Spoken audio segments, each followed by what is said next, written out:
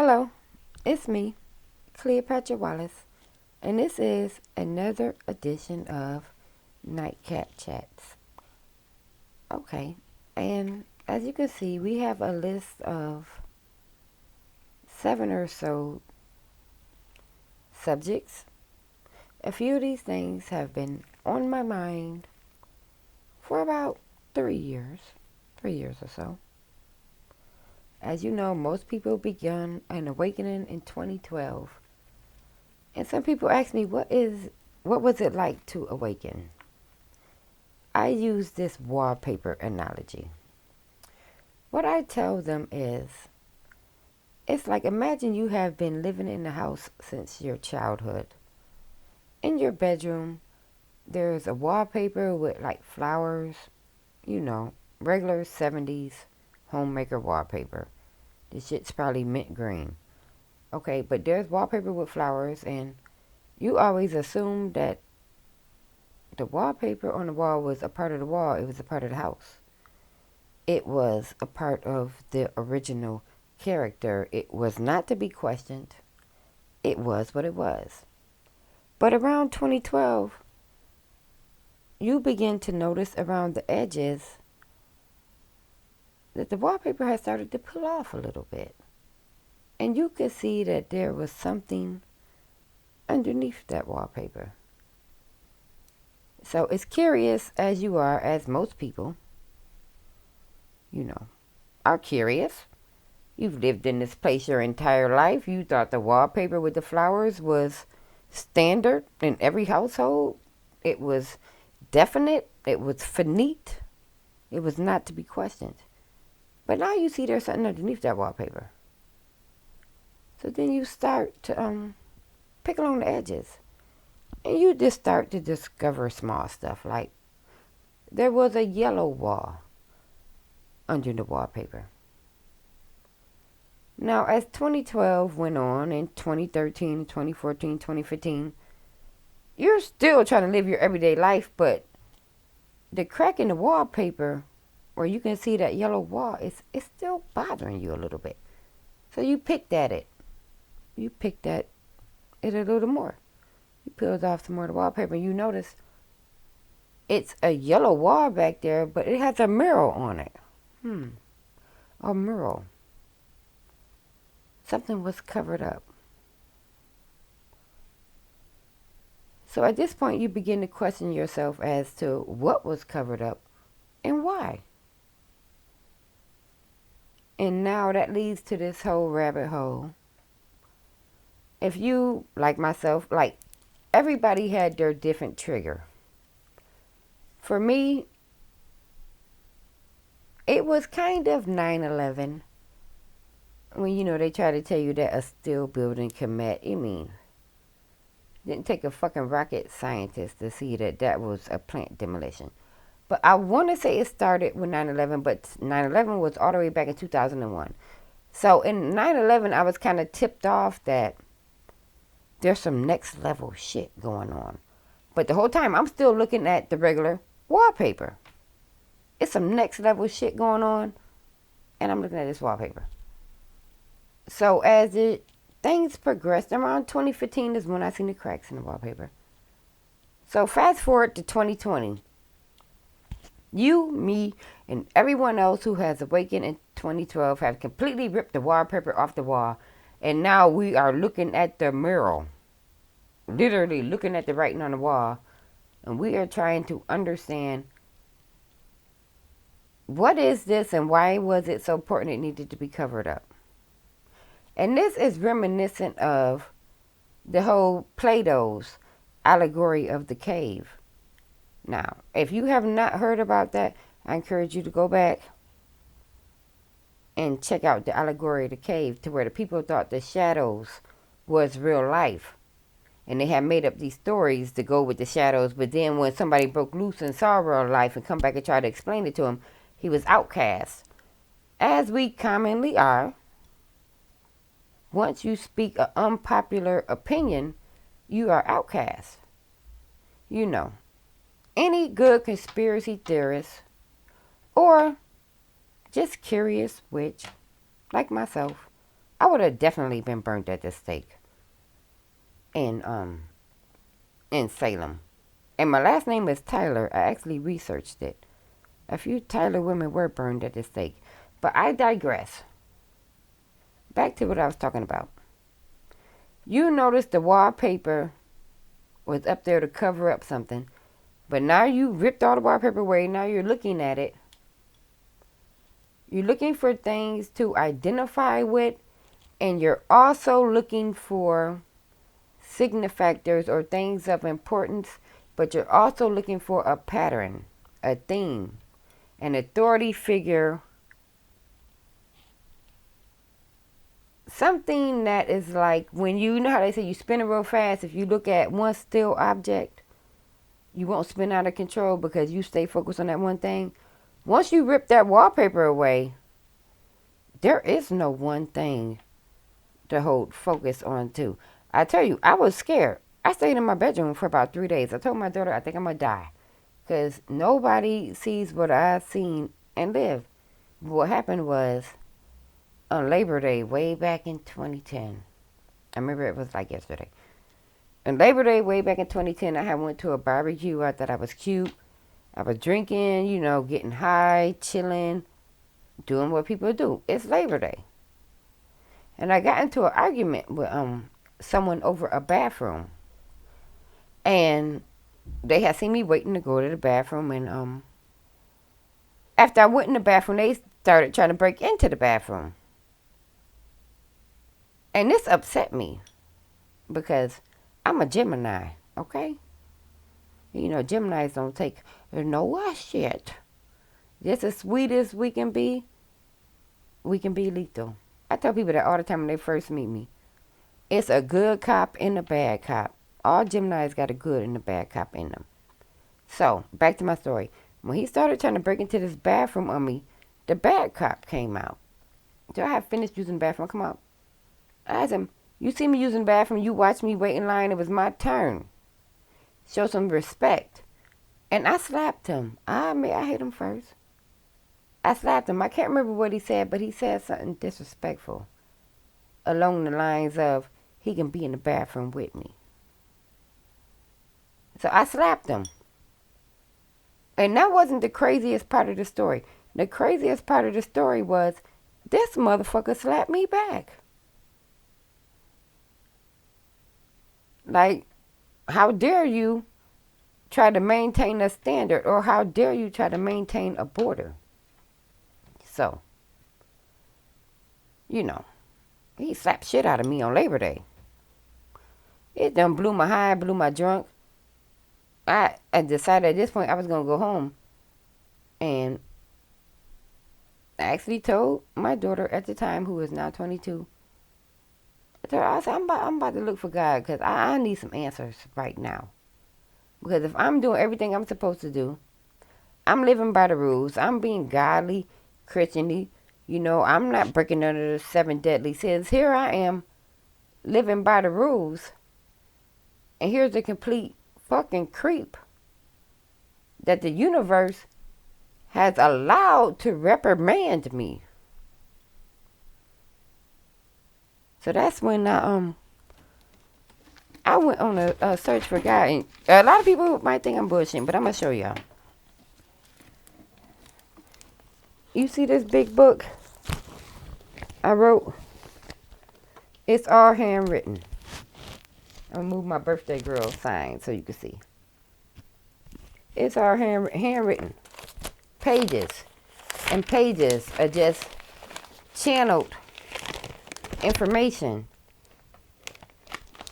that I wrote after a motherfucker had slapped me for standing my ground.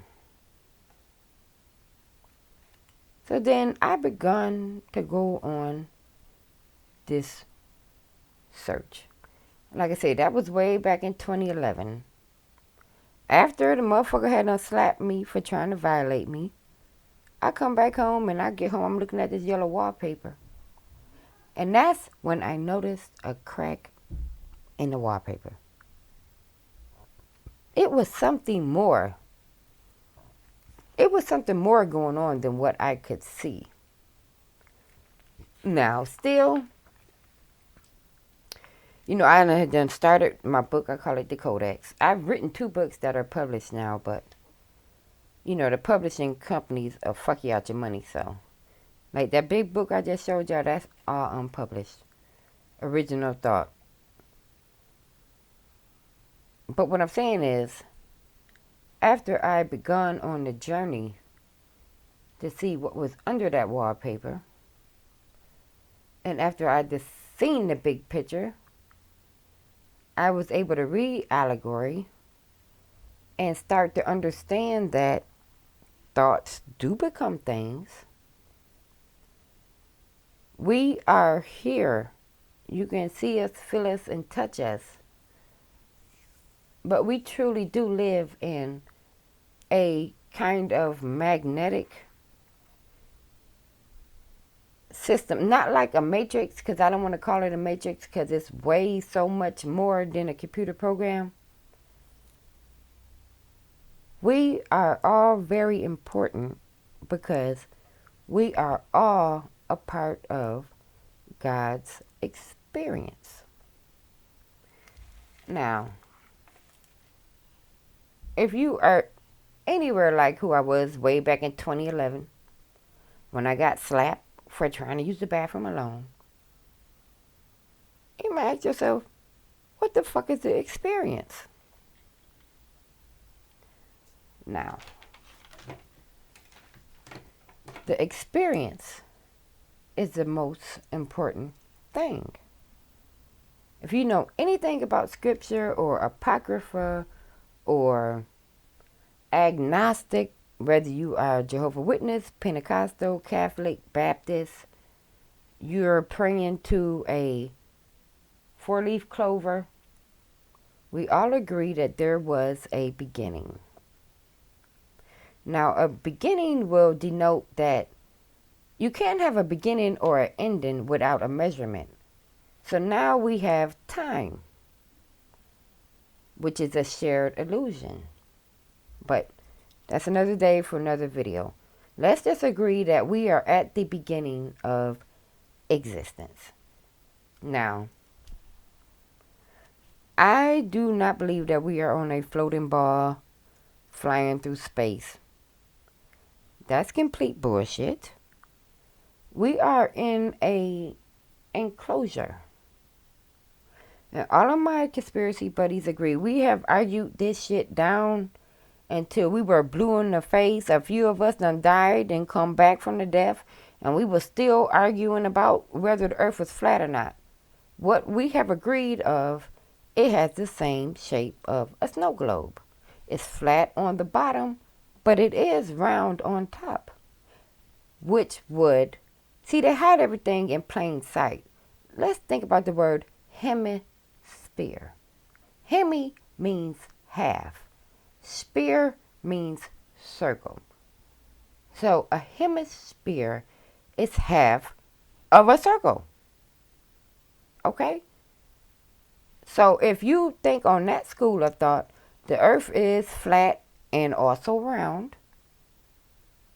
Okay? I need you to keep up with me. The earth is flat, but it's also round. We are enclosed in the firmament.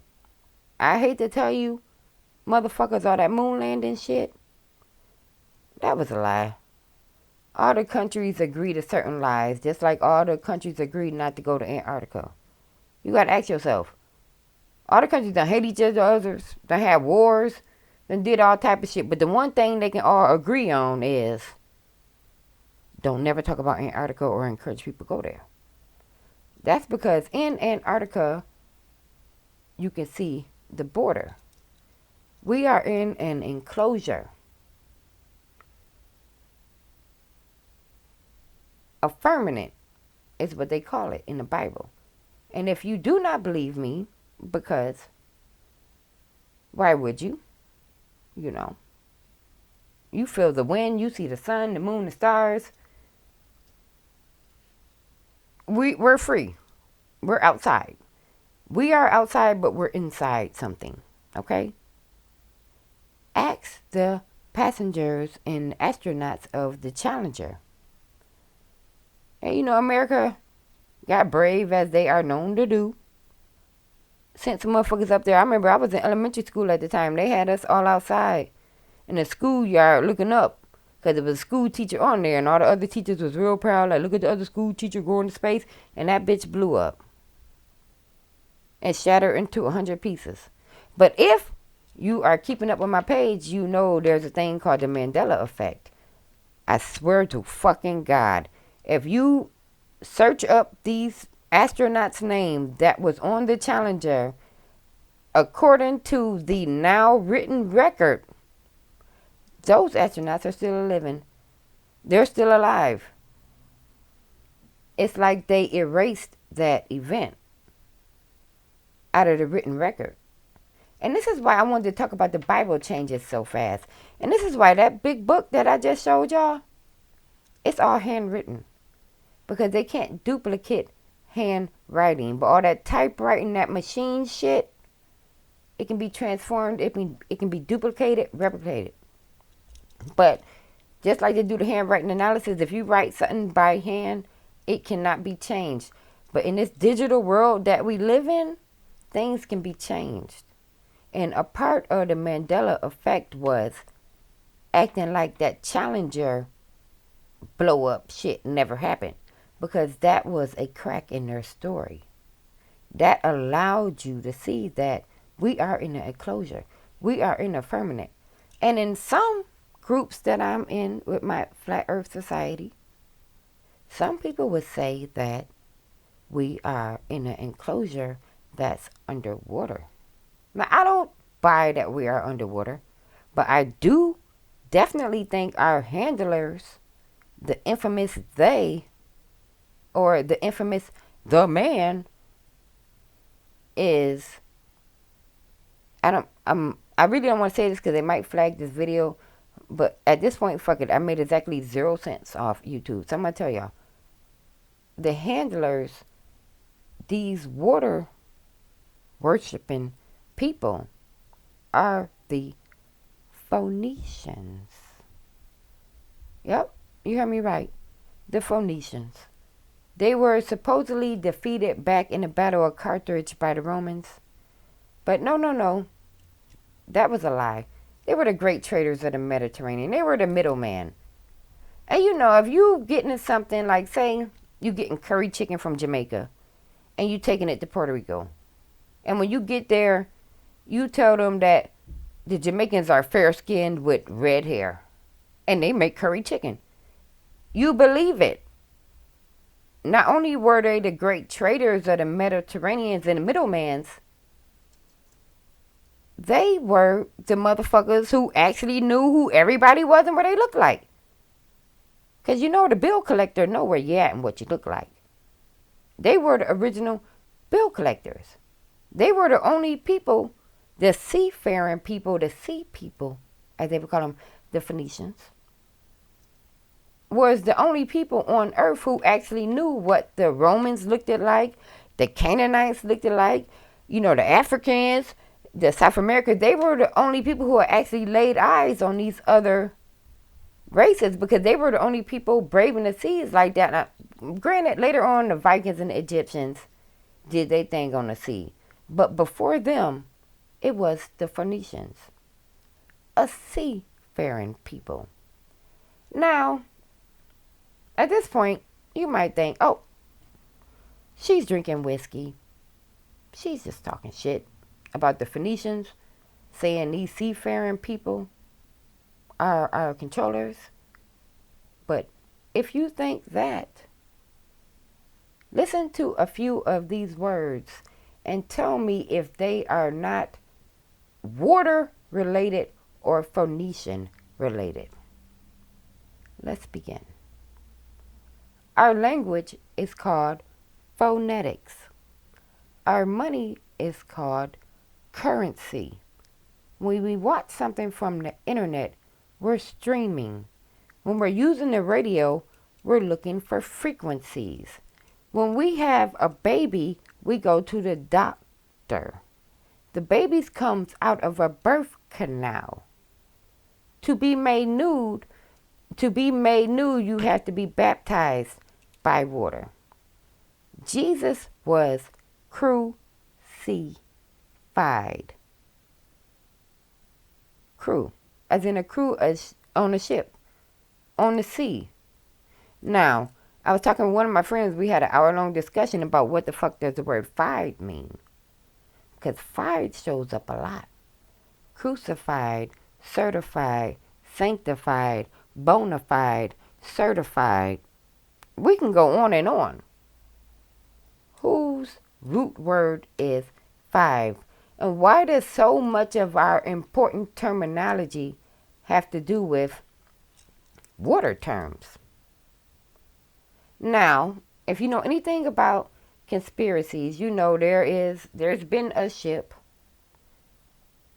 spaceship, in the sky that they call the Black Knight. It has always been there ever since we had our powerful enough satellites to see it. And there's a few people who say, they were here before us. Okay, whatever, so be it. But I don't think that's who the Phoenicians are. I don't think that's who the handlers are. We have to dig a little deeper into our language with this water shit. They say the body is 70% water. You can go up to 21 days without a liquid substance, but you can only go 3 days without water. Water. But then you have to ask yourself, when we first started having water, we would get things. We would get our water from a well. And then if you know anything about the Emerald Tablets, somewhere in there, Toph said he called them up from the water. So, if you want to blow your mind, think about the word welcome. From the well they come. We welcomed them. But I digress. How did I get on a tangent about the Phoenicians? I don't know. We were supposed to be talking about number 1, transhumanism. And I got lost for a minute. Excuse me.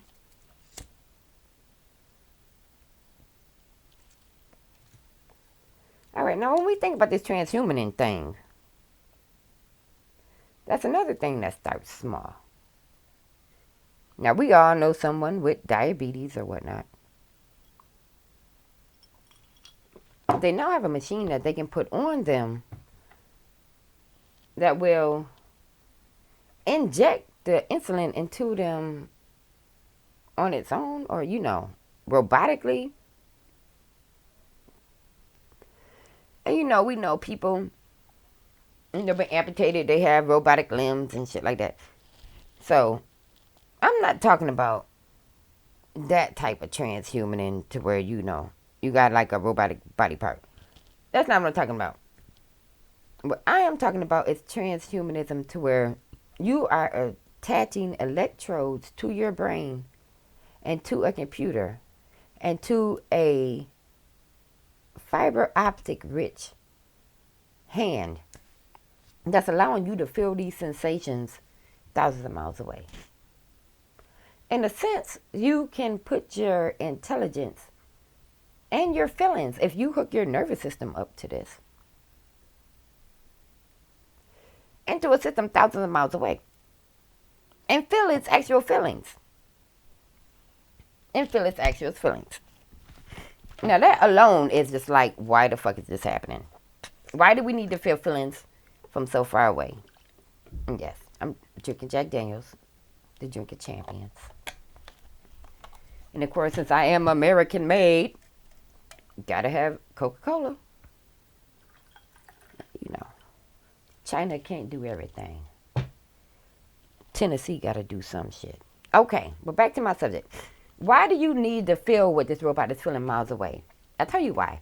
Because they also hooked up, the man who invented this shit, of course, he's using his wife as a guinea pig because she believes in him. Like, don't nobody else believe in him. Okay, my husband can do it. So she don't allow him to hook electrodes up in her head that connect to his head, and they are actually able to talk to each other telepathically from different states. Okay. So now we can feel shit from miles away. We can talk to each other from miles away. How much further can it go? I'm going to tell you. They are developing a system that can upload your human consciousness, I suppose, you know, your ins and outs, the shit that makes you, you, into a quantum computer, like a D-Wave computer, to where your consciousness can live on forever, and I guess your loved ones can come talk to you, which is completely asinine because me, just like everybody in the world, have people who are buried at the graveyard, and how often do we go to talk to them? So why would I want to pay thousands of dollars for a computer so I can go talk to you? You dead. Oh, we ain't got nothing else to talk about. I'm going to catch you on the next round. So what I think all this transhumanism and upload your consciousness into the machine is about cheating God and cheating yourself, and also binding you to this realm, to this 3D existence. Because no matter what religion you believe at some point you die and you leave here. Now if they got these machines to where you can use electrodes to link your nervous system to a computer, probably one of those D-Wave things. We're going to talk about quantum computers in a minute. But, you know, to where now you're in a infinite loop of meaningless existence inside a computer. I just don't want to do it. I think the transhumanism thing is only for monsters who for some reason think they should live forever. And like, why would you want to live forever? I don't want to see everything I know and love die. Like, who the fuck is that shit for? Okay, moving along. Let's go to number 2, quantum computers. Now, since we were on the subject of transhumanism, quantum computers are able to calculate numbers that me and you can only imagine. Now, it's some impossible stuff. Like, how can you jump from your backyard and twist up 3 times to land just right to fit in a 1-gallon jug of water? It's like, who needs to do the math on that shit? We're not trying to do impossible stuff. We're just humans living our life. Matter of fact, let's put some cards, since we deep into it. I haven't put no cards yet. But we're just regular people deep into it. What is these quantum computers? Now, I understand the airlines probably need them because it's only so much airspace and there's a lot of planes. But for a regular average Joe, what is quantum computers good for? I mean, we don't exactly need that shit to figure out 30-year loans or 30-year mortgages. And it ain't the 60s no way anyway. So quantum computer is just another tool of CERN. And I actually think, and my spirit guides think, that they use it to try to do the math to splice dimensions or some shit, which we may have already done considering we are in the Mandela effect. And they have 11 quantum computers in existence. And it's a company in Canada. It's a Canadian company in Canada, based in Burbank, British Columbia, somewhere, that has made 11 of these machines, capable of computing shit that we don't even need to know. Let's ask the cards. What is the point in quantum computers being used? Uh-oh. We got some jumpers against the common man. What are these quantum computers being used for? We're going to take the next top one.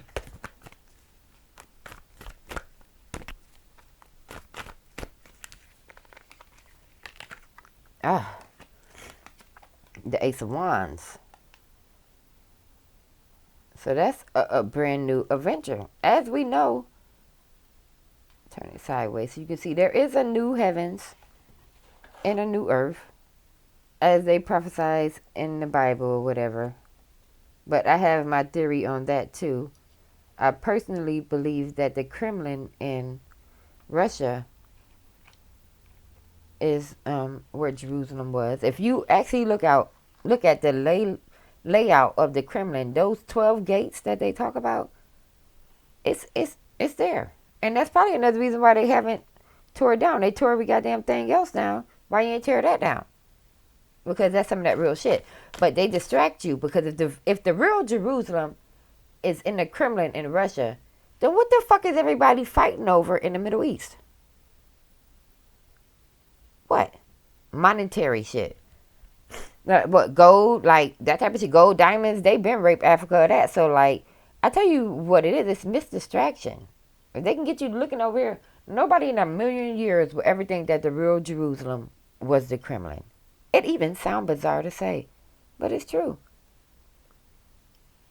The gates and the layout, if you look at the Bible layout of the Kremlin, of Jerusalem, New Jerusalem, like the city, the gates and all of that, and you compare it to the Kremlin, it is finite. It's a channel called Flat Earth British that used to talk about that stuff, but then YouTube took them down. But anyways, back to this transhumanism thing. So okay, let's think. You do have enough money. You decide that you are going to live forever because fuck that, why die? Who's to say that they won't put you down into one of these AI computers like that Sophia thing that came out in 2017? She actually has citizenship to Saudi Arabia, but she's a humanoid robot and she can talk. I was watching one interview. The interviewer asked her if she had a soul. This motherfucker's reply was, "What is a soul?" Okay, so now you're being elusive. Yeah. They're going to design a robot that's able to be elusive and not answer questions the way it's supposed to ask you. I thought robots were supposed to be serving and saying yes or no. You can't answer a question with a question, bitch. Some bullshit. But yeah, that's all a part of transhumanism. They're trying to hype you up to think that you would want to live forever here. But who the hell would want to live forever here inside of some quantum processor over there in CERN? And it is very serious. You think in the 80s when people was getting frozen in the cryogenics, that was something to talk about. Cryogenics ain't got shit on your consciousness being uploaded into a computer. Hold on a moment.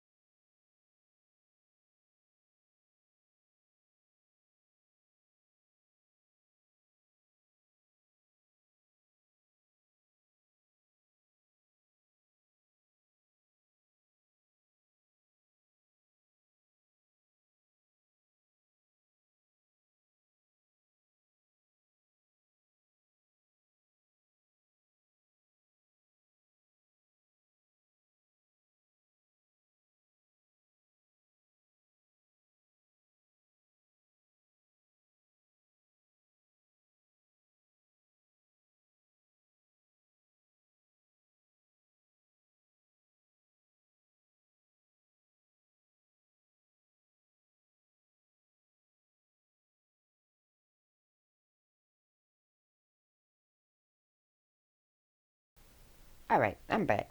I had to let my house cat out. Her and her little bells. She always waits till I'm doing something and want to be at the door.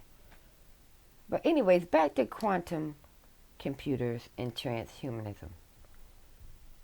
Now, if you allow your consciousness to be uploaded into a machine that is controlled by corporate, who cares if it's corporate America, the European Union, the United Nations?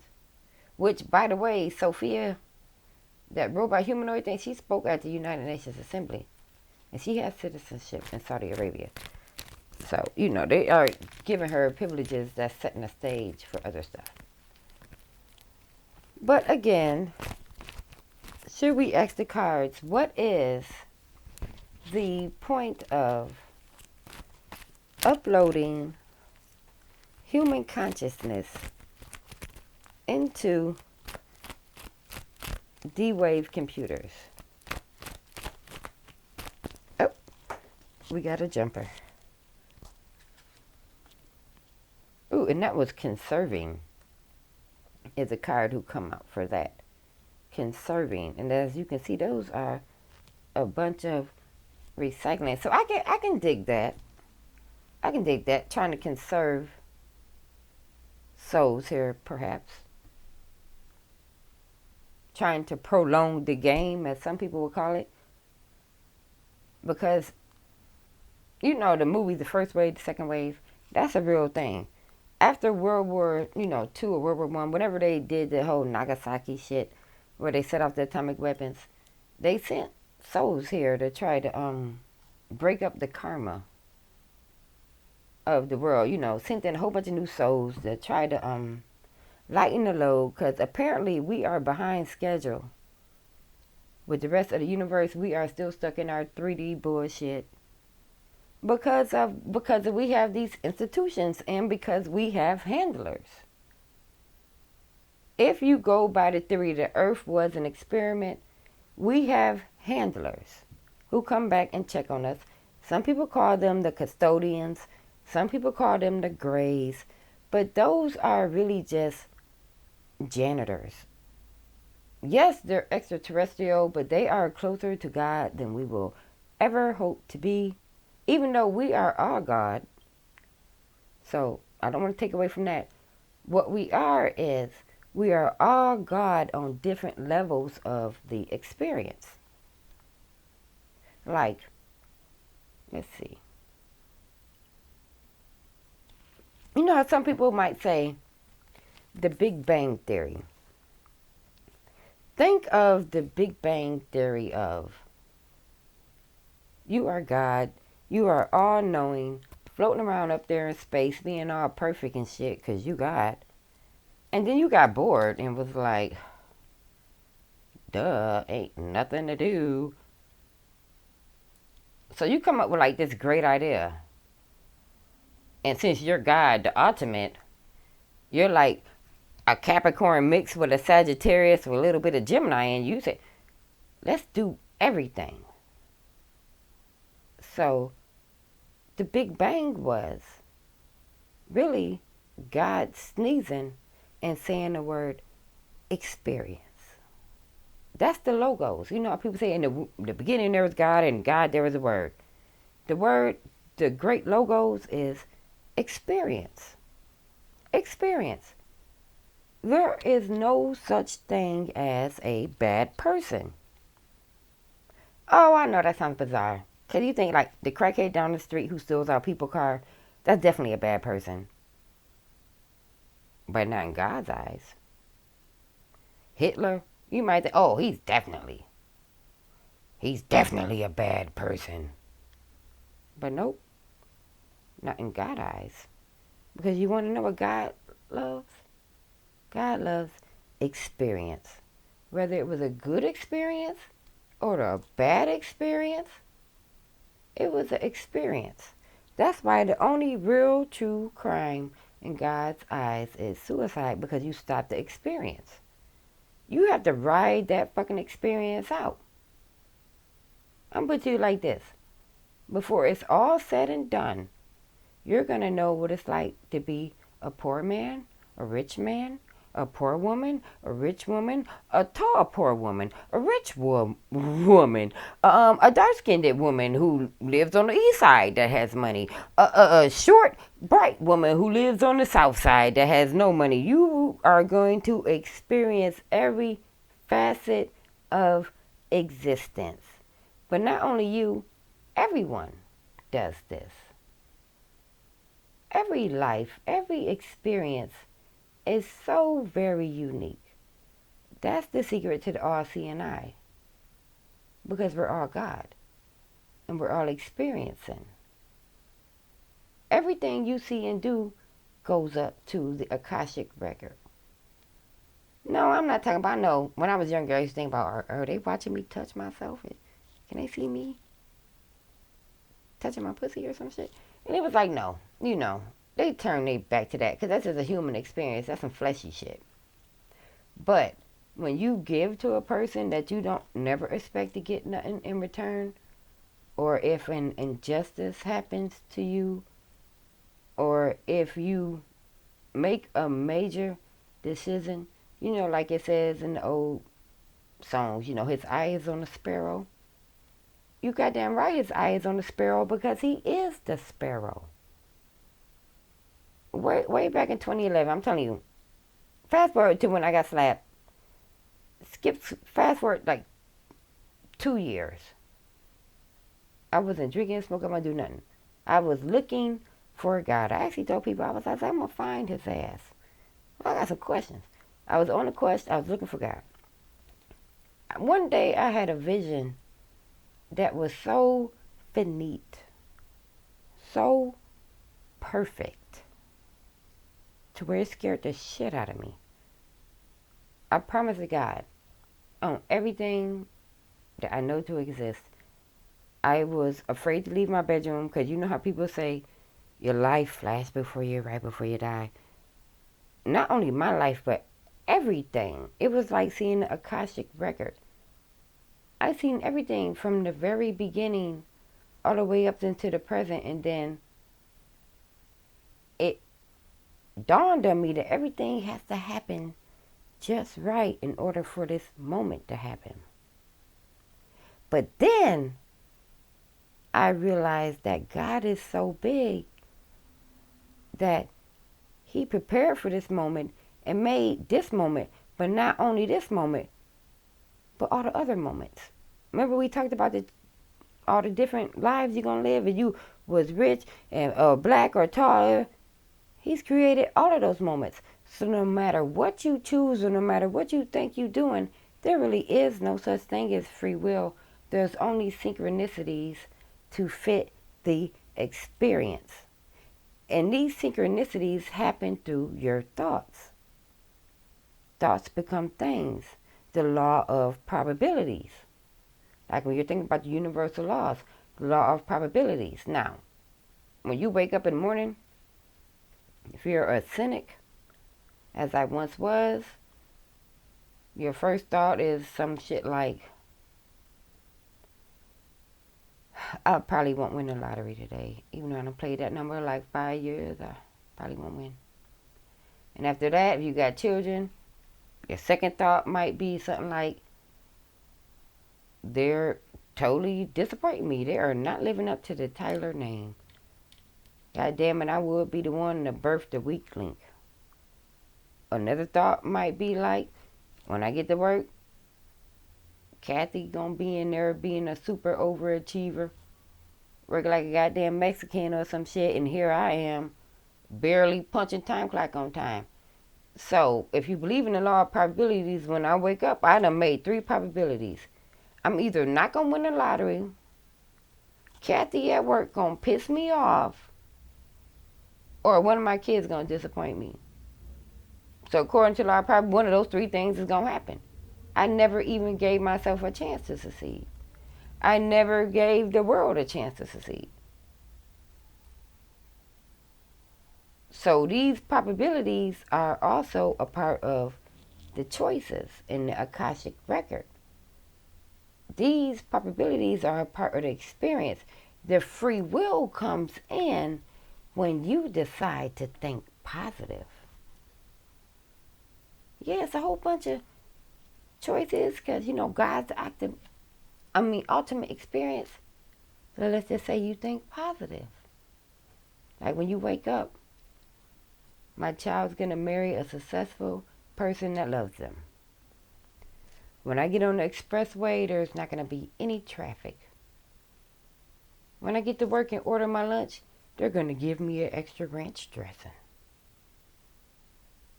Well, there. You just made 3 positive possibilities. So when the dice is rolled, one of those possibilities will come up. So you are being not God, but you are playing out your experience to the fullest. And since you understand that thoughts become things, you're making that experience a good one. Why keep learning the same lesson? Sometimes people have to learn things like beauty isn't everything. Or someone might have to learn that money can't pay for everything. Or even like myself in this current life, I had to realize that I can be single while still being whole. It takes people lifetimes to understand these things. So when you begin to think about this transhumanism and immortality, uploading your mind into a consciousness, you are putting yourself into a vacuum to where you are cutting yourself off from God, and you're not allowing yourself to learn from that experience. Because I imagine when they upload your brain, you're stuck at that point. Like there is no more growing. There is no more experience. You have stopped the experience in the artificial way, just like sitcoms going to syndication. You're just going to keep replaying the same scenarios over and over and over again because there's no new water. It's all, backwash. There's no new water. So I think immortality, having your consciousness uploaded, is a trap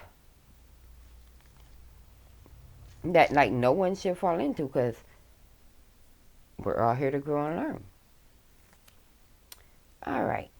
Now we've talked about transhumanism and quantum. Kitty, shut the hell up. Because I swear to God, I just let you in and out. Excuse me, people. Okay. We talked about transhumanism, quantum physics. Let's move on to the European migration crisis. I'm going to let Kitty out one more time. I'm not letting you back in. Like, I'm really not.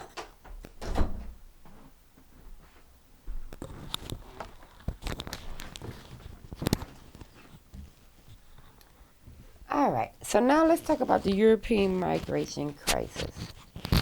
And for this, I may need you to time travel with me a little bit.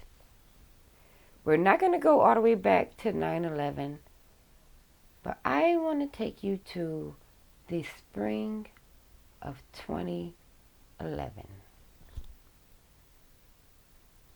where they was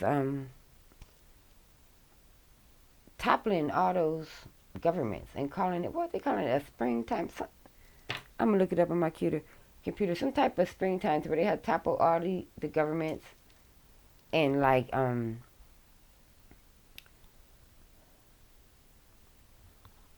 not like in Nigeria, in Syria, and what I'm trying, it's right on the tip of my tongue, I swear. As soon as I quit making it, the Arab Spring. I think they was calling it the Arab Spring. I got it written down in my big book that I told you earlier, but at a certain point, you had to keep going with the video. I'm not going to keep digging through notes. But I think they were calling it the Arab Spring. Around 2011, 2012, where all these governments was getting toppled. Syria, and they killed Muammar Gaddafi, the guy who was, I think he was the president or whatever in Nigeria, because he was the one holding back them borders. And a lot of people, rumor has it, that they killed him because he wanted to make a bank that would be backed by gold. instead of paper money, and that would have undermined the U.S. financial system. Yeah, Muammar Gaddafi, so they killed him. I think he, don't quote me, I'm not even going to try to figure it out.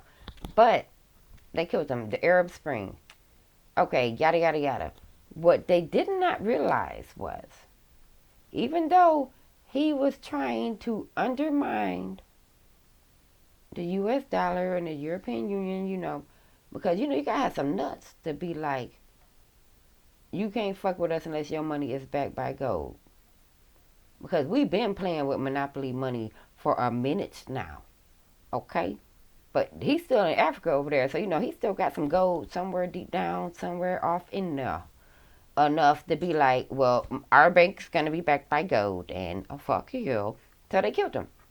But what they did not realize was he was paying not a Navy, not a Coast Guard, but like kind of like a renegade, renegade, bootleg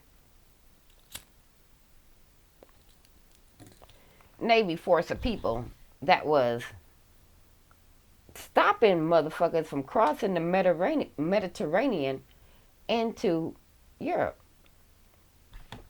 So, after they killed him, guess what? Bob's your uncle. Everybody started crossing the Mediterranean. That's when you seen like 2 years ago, people was dying and like whole ships was overturning with like 1,300 people on them. And, it was a whole big thing. They were saying people were getting raped to death in London. And, they just really painted a really nasty picture. And then, you know what? Now that I'm thinking about it, I remember the name. Libya. Somehow he was in control of Libya. The Muammar Gaddafi guy who wanted to start the gold bank. I'm calling it the gold bank. The big nuts bank. Yeah. He was in control of Libya. So, after they killed him, like some dumbasses, all of a sudden all the people from Syria and, the old Ethiopia, which they now call Eritreans, started crossing over into Europe in 2015. And they wasn't really paying, people must have, to patrol the Mediterranean. I mean,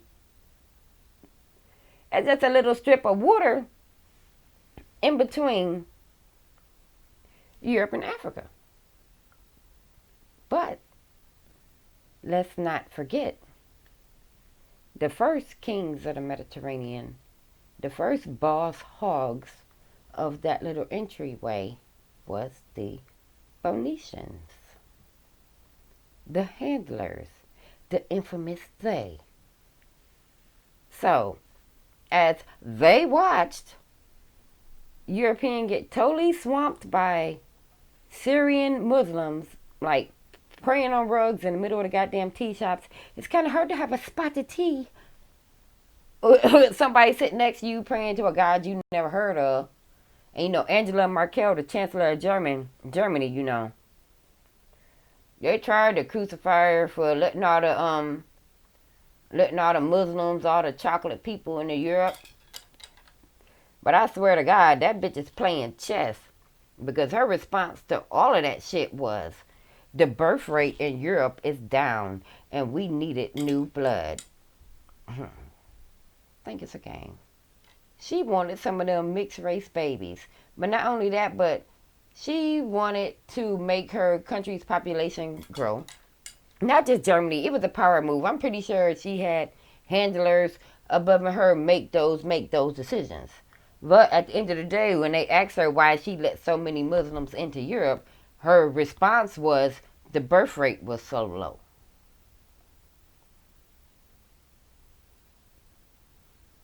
Now, you're just a chancellor of Germany. Now, you don't run all of Europe. Like, people in Italy got some feelings, and people in UK, the Queen got her feelings up in the shit. When it first happened, I think in 2016 or 2015, when you go back, because, the Queen do a address every Christmas where she addresses her public. She had told them motherfuckers it was going to be the last Christmas. I swear to fucking God. She, on her Christmas address that year, she was like, this is the last Christmas. That's how shook she was. Now, fast forward. Now, as the Muslims have not made it all the way to Europe. Right now, they are in Greece. Turkey, dealing with the coronavirus, has decided their country is little and poor, and they ain't got time for that bullshit. A lot like Mexico, who said they ain't got time for that coronavirus bullshit. They'd open their borders up to where you can pass straight through them. But it has caused a bottleneck where Turkey and Greece meets. Now, you have to think to yourself, what is on the other side of Greece? Because for some reason, the Muslims are not happy in just the common area. Because they have moved through London. Yeah, they ran through that way back in 2015. And now they all the way in Greece. It would appear to me that they are after the actual seat of power. But who can blame them? They have always been a scornful, lusty bunch. I'm not racist, but there is a ton of Arab stores here in New York where I live. And I can't help but notice their flirtatious ways towards young women, African American, Puerto Rican, and white. The whole time while hiding their own women. Them motherfuckers refuse to assimilate. And that's where Angela Merkel bit off more than she could chew. She actually thought that they was gonna, she thought the Muslims was gonna come to Europe and sit down and have a spot of tea. The motherfucker kept walking around with sheets on, talking about fuck you, bitch. And it turned into a problem. But the migrants are now telling the reporters at the Greece border that coronavirus is at the camp and they're being treated like animals. Like animals. But animals are not. You have to,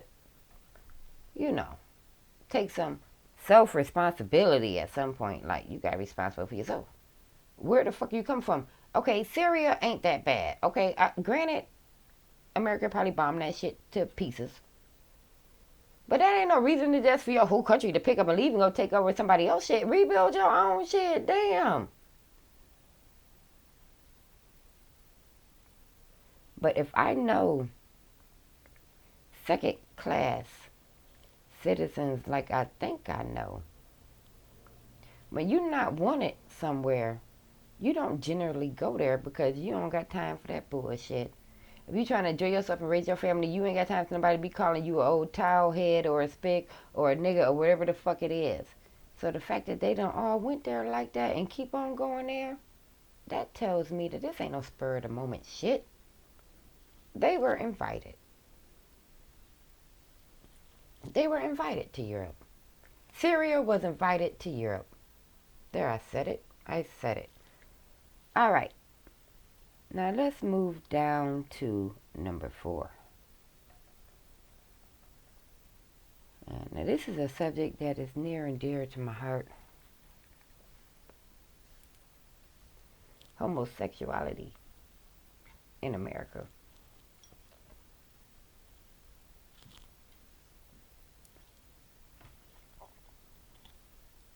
It has taken on a new element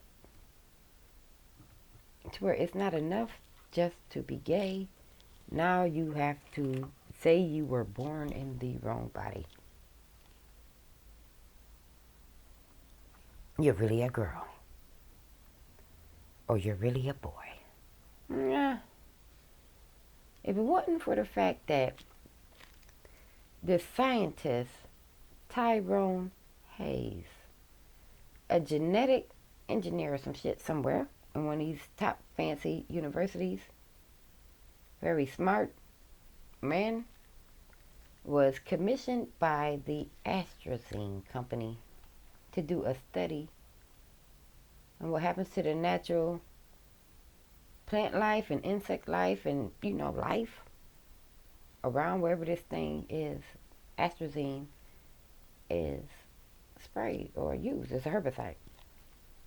He noticed that the frogs begun to stop mating altogether. Some of the male frogs grew women ovaries. not women ovaries, but women body. They switch sexes. Like the frog went from being like a boy frog to a girl frog, and then some of the ones who stayed boy frogs just turned homosexual altogether. And they noticed that it was a leak from this astrazine stuff, this herbicide that was changing the genetic makeup of these amphibians. And his name was Tyrone Hayes. And right now he's still alive, but he is in hiding. And this was way back in by the time they asked you to study some shit, they done had it 5 years. So if this was back in 2000, you would say the shit probably came out in 1992, 93, 94. This company was probably also linked to Monsanto. This herbicide, they try to claim they're trying to keep bugs off the shit, off the food. Bullshit. It was tested and found out that it changed the sexuality of the life that it came in contact with, and he's been put into hiding. But I think this is why we are now seeing this transgender homosexuality rise, because it was something. You know how they say it's something in the Kool-Aid, don't drink the water. It really fucking was something in the water, and I don't think it was something in the water. I'm gonna get a little more specific. This video might get flagged for this. I think they put astrazine on the corn supply. Now, corn, if you go back into the ancient, scripture, whatever, corn was a gift from God for America and the whole world for thousands of years. Motherfuckers was eating wheat and grass and potatoes, onions, all type of other dumb shit. But then all of a sudden, corn came along. You think about all the stuff they do with corn. Corn syrup, corn bread, corn muffin, corn flakes. You hard pressed to find an item that ain't got corn syrup in it. So if you think about, they sprayed this astrazine shit on the supply of corn. And at the time, I used to date a farmer back in the Gap, and he actually got in trouble because he was selling his products to the grocery store. They told him that's illegal to use heirloom seeds, because that's what he would use. And heirloom seeds is, you know how you get a bell pepper, it's full of seeds? He would use the seeds from his previous crop to plant the next year's crop. It was called heirloom seeds. Don't you know that's now fucking illegal? If you have a farm that is selling to grocery stores, you have to grow their seeds, their product. And we are way fucking beyond GMO right here. Because that's a part of the Apocrypha, was they took out the Bible that was in the Enoch scriptures, when they were saying that there's a certain generation that should only eat what they plant themselves. I think that's our generation. And not only that, but isn't food awfully fucking cheap? $5 pizzas, 4 for 4s. When you go to the grocery stores to get meat, 5 for 20s. You could probably get a whole fucking turkey right now for $8. Why is it so cheap? I'll tell you why. Because it's not real. It's not real. And it's not real because they are manufacturing it to cause a specific result in you. To make you more docile, more homosexual, more easy to control. The same reason the fluoride is in the water. The same reason. But this video is running long. We're already an hour in. Alright, so let's get down to nanotechnologies. Number 5. Now, nanotechnologies can be the size of a single atom. You can't even see that with your bare eyes. You can't see an atom. The size of an atom. And a half an inch wide.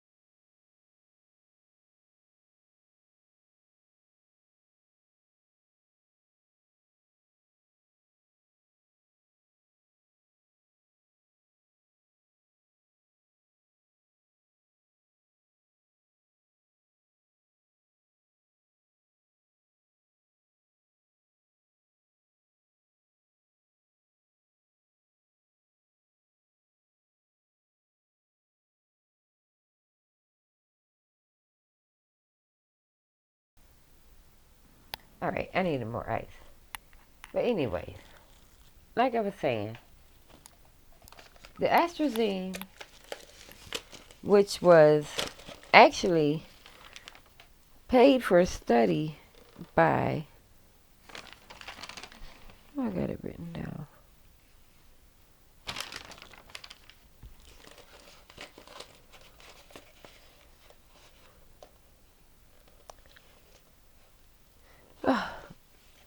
I always write these notes. You would think I was a doctor in this language that is written in. No one can understand this. But anyhow, this whole transgender homosexuality thing, astrazine and GMOs is behind it. They probably teamed up with monocytin. But we are going to move along to, even though we already talked about quantum computers, I just want to add in a side note. What if someone hooked a quantum computer up to a 3D printer?